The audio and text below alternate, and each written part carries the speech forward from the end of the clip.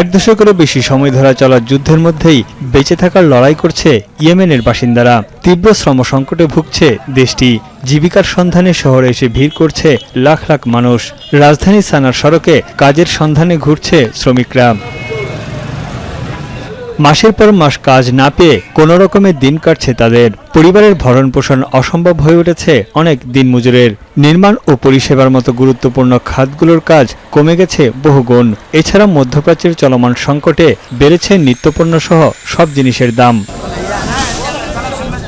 এমন অবস্থায় যুদ্ধবিধ্বস্ত দেশটিতে কোরবানির ঈদ ঘিরে নেই বাড়তি আমেজ। কোরবানির পশুর দামও আকাশ ছোঁয়া। ইয়েমেনের বেশিরভাগ পরিবারেরই এবার কোরবানির পশু কেনার সামর্থ্য নেই। গরু, ছাগল, ভেড়া ও দুম্বার দাম অনেকেরই ক্রয় ক্ষমতার বাইরে। واعتقد على ان المفروض انه يسهلوا هذا الشيء من قبل المسؤولين على انه جاء مقبلين على عيد، وهذا الشيء يعني الناس تعبت. فهمت هلا؟ على ما كانت ثورة 500 الان ب 700 800 900.